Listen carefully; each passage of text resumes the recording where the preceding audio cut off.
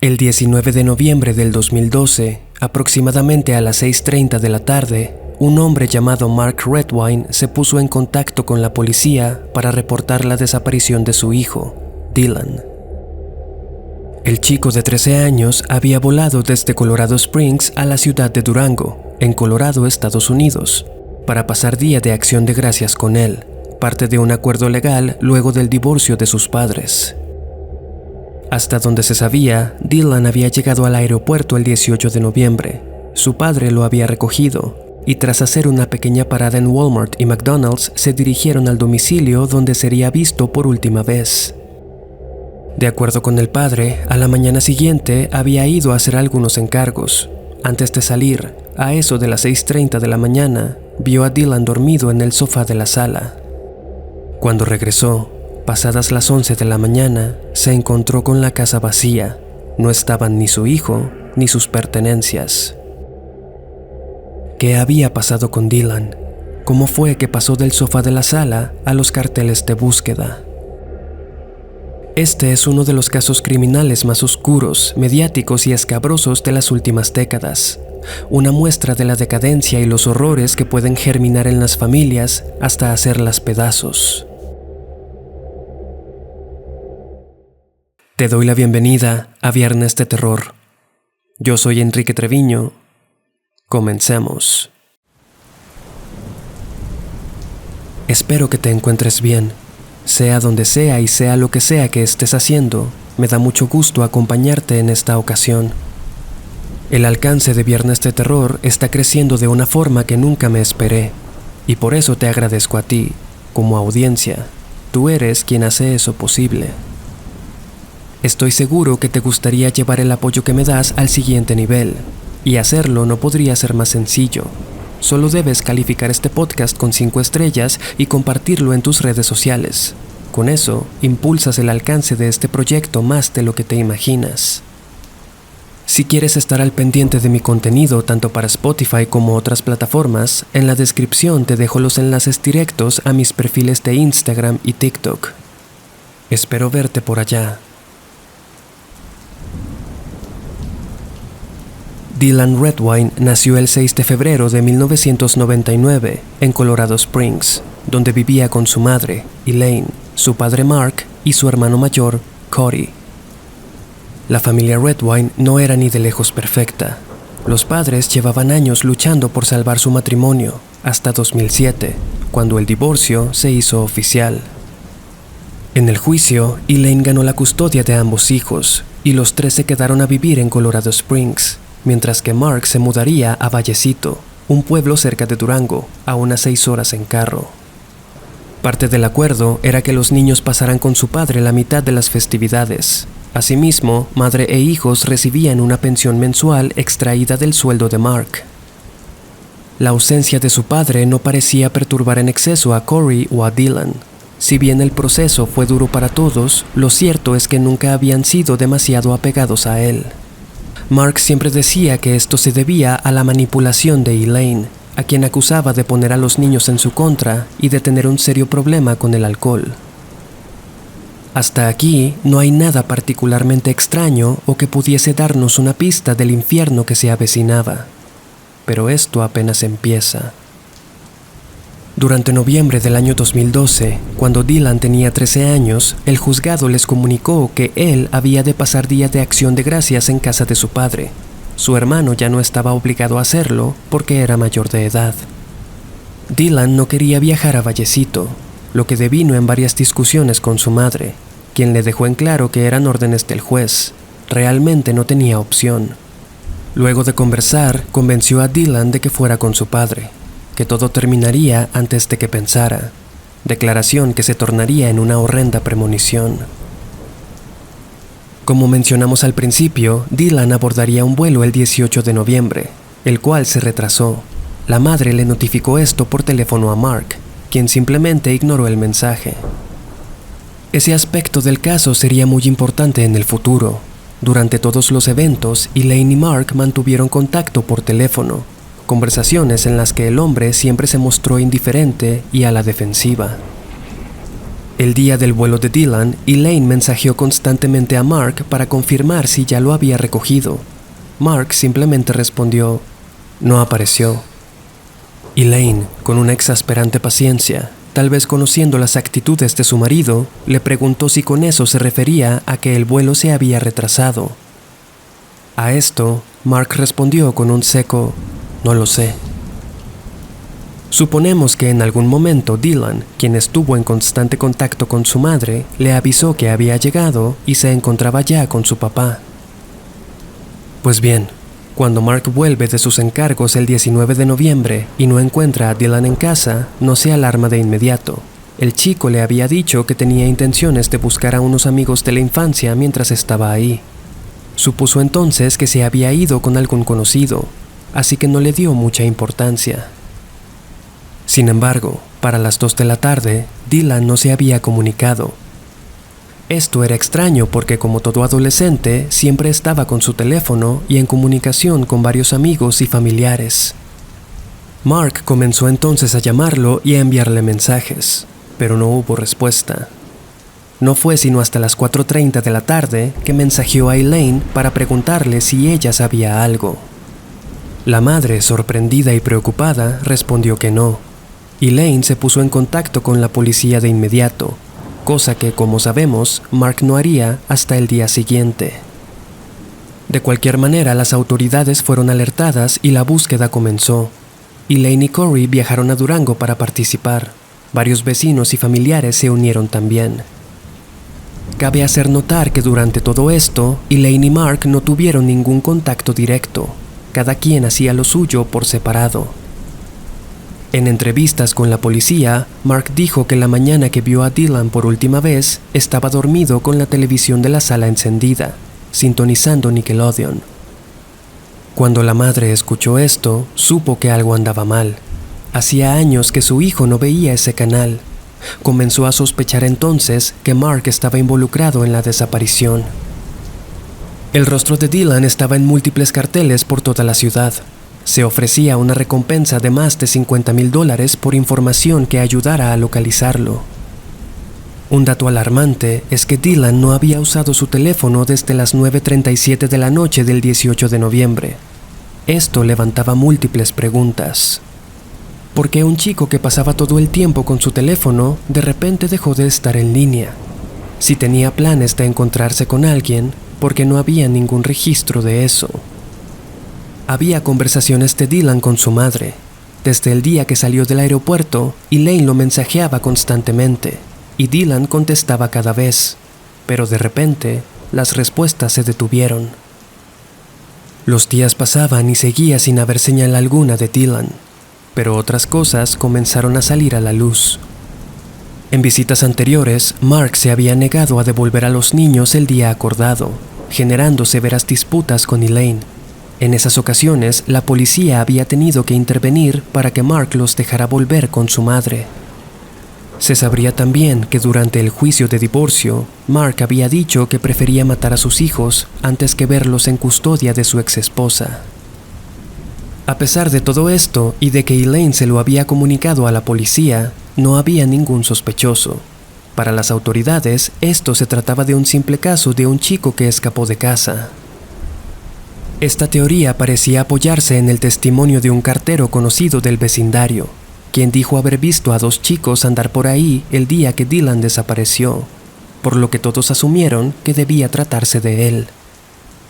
Entre el 24 y el 25 de noviembre, unidades caninas de un equipo de búsqueda detectaron la esencia de Dylan en una zona boscosa cerca de la casa de Mark. Sin embargo, tras inspeccionar el área, no encontraron absolutamente nada. El 29 de noviembre, la casa de Mark fue registrada. Ahí se encontraron varias manchas de sangre en la mesa y el sofá de la sala. Sin embargo, solo una de ellas pudo ser relacionada directamente con Dylan. Además, según los informes, la cantidad de sangre encontrada no era más de la que encontraría cualquier persona en su propia casa, por lo que el hallazgo se desestimó en su momento. Elaine y Mark hacían acusaciones a distancia una del otro. la madre había dejado claro que estaba convencida de que el hombre le había hecho algo a Dylan, incentivado por la ira de perder el divorcio y mantener económicamente a 2 hijos que ni siquiera querían verlo. Por otro lado, Mark alegaba que Elaine había planeado todo esto para inculparlo y alejarlo para siempre de sus vidas. Habían pasado ya 3 meses de la desaparición de Dylan. Hasta entonces no había pistas ni sospechosos. Tal vez fue por esto que Elaine decidió ponerse en contacto con la cadena televisiva que transmitía el programa de Dr. Phil, un popular programa de televisión que sigue el estilo de otros shows como el de Oprah Winfrey, presentado por Phil McGraw, un supuesto experto en conducta humana. Pues bien, es aquí cuando comienzan los giros siniestros en este caso. Elaine, Corey y Mark Redwine aparecieron en el programa el 26 y 27 de febrero del 2013. En esta transmisión, cuyos clips te recomiendo ver por tu cuenta en YouTube, el mundo notaría que en efecto, Mark Redwine parecía estar ocultando algo. Esta sería la primera vez que el exmatrimonio se vería las caras luego de años de separación. Podemos ver a una Elaine y a un Corey consternados, abatidos y exhaustos. Por el contrario, muchos opinan que el comportamiento de Mark sugiere otras cosas. Se le ve bastante inmutado, casi como si la situación fuera ajena a él. Se limita a amedrentarse contra Elaine cada que puede, mientras ella solo habla de su hijo y de cuán destrozada se siente. Corey le reclama a su padre, a quien llama por su primer nombre, no estar involucrado en la búsqueda de su hermano, no participar en las colectas de fondos ni en los grupos de rescate. Mark responde que eso es así porque Elaine evita que ocurra. Llama a sus contactos para decirles que no quiere que se metan en lo absoluto en el caso. Corey le deja muy en claro que no lo considera su padre, que no le agrada y que lo odia. Mark solo dice que esas palabras son producto de la manipulación de su madre. En cierto punto, podemos ver algo muy interesante. Corey dice, con el apoyo de su madre, que Mark tenía motivos obvios para dañar a Dylan. El Dr. Phil le pide que se explique. Entonces, Corey parece estar a punto de decir algo, pero vemos que evidentemente se detiene. Mira fijamente al tipo, como recordando algo, pero reteniendo las palabras en su boca. Se limita entonces a decir que simplemente Dylan no lo respetaba, que la relación que tenían no era para nada como debían ser un padre y un hijo, y por eso lo detestaba. Aunque toda esta experiencia fue reveladora, recordemos que estamos hablando de la televisión. Sí, el programa del Dr. Phil tenía un alcance impresionante con el que se esperaba poder localizar a Dylan, pero solo sirvió para que el caso se hiciera más mediático. Elaine y Corey accedieron en el mismo show a someterse a la prueba del polígrafo, o detector de mentiras, el cual sabemos es un método que no se considera efectivo, ya que solo mide niveles de estrés, no revela mentiras. Pero repito, estamos hablando de la televisión. Con todo, Mark fue el único que se rehusó a la prueba, argumentando que no se sentía bien, que no estaba durmiendo y había estado bebiendo debido a la crisis que todo esto le ocasionaba, y que eso podía afectar el resultado. Lo que para muchos evidencia a Mark como responsable de la desaparición fue que al principio del show dijo, "I love that kid, he was great". Amaba a ese chico, era grandioso. El uso del tiempo pasado en sus palabras, además de referirse a su propio hijo como chico, podía sugerir que él ya había dado por muerto a Dylan, lo que podía implicar que sabía algo que los otros no. En fin, luego de la aparición de la familia en televisión, las búsquedas continuaron, pero con los meses, el caso se enfrió y la gente comenzó a olvidarlo. Eso hasta el 26 de junio de ese año. Ese día, los perros de búsqueda encontraron un zapato Nike, modelo Jordan del número 7, junto con un calcetín y algunos pedazos de prendas. Todos coincidían con la vestimenta de Dylan.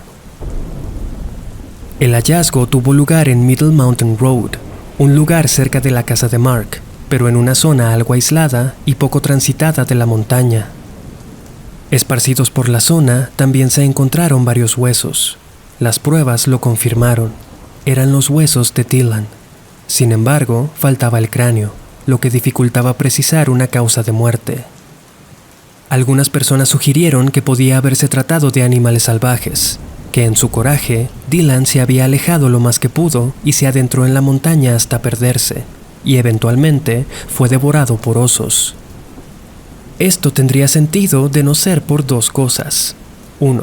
Los huesos encontrados no mostraban señales de ataque animal. Y 2. En noviembre, cuando Dylan desapareció, los osos, que serían la principal amenaza, se encuentran hibernando. Por esos días, la policía registró por segunda vez la casa de Mark, ante las sospechas de lo que todo esto estaba levantando. Esta vez, encontraron una tarjeta de débito perteneciente a Dylan, junto con su itinerario de viaje. En ese momento, el padre se convirtió en un sospechoso oficial del caso, debido a que primero había dicho que las pertenencias de Dylan también habían desaparecido. Aún así, todavía no había evidencia suficiente para arrestarlo. Durante noviembre del año 2015, 2 años después de su desaparición, el cráneo de Dylan fue encontrado por una pareja de alpinistas, a unas 5 millas de donde sus otros restos se recuperaron. El cráneo presentaba heridas tanto de objetos sólidos como filosos. En la autopsia se reveló que había sufrido traumas severos antes de morir. Era difícil esclarecer, sin embargo, qué armas se habían utilizado. Las investigaciones continuaron lentamente, y el 22 de julio del 2017, casi 5 años más tarde, Mark fue arrestado bajo los cargos de abuso infantil y asesinato en segundo grado. Tanto él como su abogado trataron de aferrarse a la historia original. Dylan había escapado a casa de un amigo. Esto, sin embargo, ya no parecía tener sentido. Es decir, ¿qué clase de persona huye sin llevarse sus pertenencias? Recordemos que en la casa de Mark se encontró la tarjeta de Dylan, la que por cierto contenía una considerable cantidad de ahorros. Además, ¿por qué no mantener comunicación por el teléfono? El amigo más cercano en Durango que tenía Dylan era un chico llamado Tristán, que vivía a casi 10 kilómetros de distancia. ¿Por qué Dylan se iría caminando hasta allá, en el frío de noviembre y encima sin avisarle a nadie? Las cosas no se veían nada bien para Mark. Había mucha evidencia circunstancial en su contra, y pronto se revelaría el aspecto más enfermizo de este caso. El juicio tuvo que ser postergado por varias razones, como que el abogado de Mark había sido arrestado por violencia doméstica, posteriormente debido a la pandemia. Sería Corey quien relataría que en el 2011, él y su hermano estaban de viaje con su papá. Un día, en el hotel, Mark dormía y ellos estaban en su computadora. Ahí encontraron fotos de su padre, con maquillaje y brasier rojo, vistiendo un pañal. Luego, en fotos posteriores, el hombre posaba comiendo las heces de dicho pañal. La impresión de los hermanos fue inmensa, no hay necesidad de mencionar eso. Corey dijo que tomó fotografías de la pantalla de la laptop. Hasta donde se supo, los chicos debieron haber confrontado a su padre al respecto en algún momento, ya que se encontraron conversaciones entre él y Corey donde éste lo llamaba, cito, un cobarde come mierda, añadiendo, eres lo que comes. El grotesco hallazgo pudo representar una ruptura permanente en su relación. Encima, la humillación de haber sido expuesto seguramente generó una ira creciente en Mark. Ahora sabemos qué fue lo que Corey se contuvo de relatar en el programa del Dr. Phil. Poco antes de la última visita de Dylan a su padre, le había pedido a Corey que le enviara aquellas fotos que tomó de la laptop, lo que llevaría a pensar que tal vez, aquella noche del 18 de noviembre, al confrontar a su padre, éste lo había atacado como respuesta. No tendrías por qué hacerlo, pero entiendo que tengas curiosidad. Sí. Puedes encontrar dichas fotografías en internet. Para el jurado, el asunto de las imágenes eran prueba suficiente para demostrar que la pieza que faltaba en el caso había sido encontrada. El motivo. Finalmente, el 16 de julio del 2021, casi 9 años después de la desaparición, Mark Redwine fue encontrado culpable de todos los cargos y se le dictó una sentencia de 48 años en prisión, la cual se encuentra cumpliendo actualmente. Hasta la fecha, Mark Redwine sigue defendiendo su inocencia. En la opinión de muchos, la sentencia fue la decisión correcta, a pesar de que el acusado nunca confesó ni dio detalles respecto al crimen. Esto puede ponernos a pensar. Es verdad, todas las evidencias apuntaban a un solo sospechoso, el padre, y es muy probable que su asqueroso fetiche haya sido el último clavo de su ataúd. Si se mira desde otro ángulo, podríamos interpretar esta sentencia como un juicio en base a las imágenes halladas en su laptop. Si bien Mark Redwine no es una buena persona, podría existir posibilidad, aunque sea minúscula, de que sea inocente. Podrá ser que una serie de grotescas coincidencias armaran una verdad a medias y que realmente no sabemos qué fue lo que pasó con Dylan. Cuéntame qué piensas tú.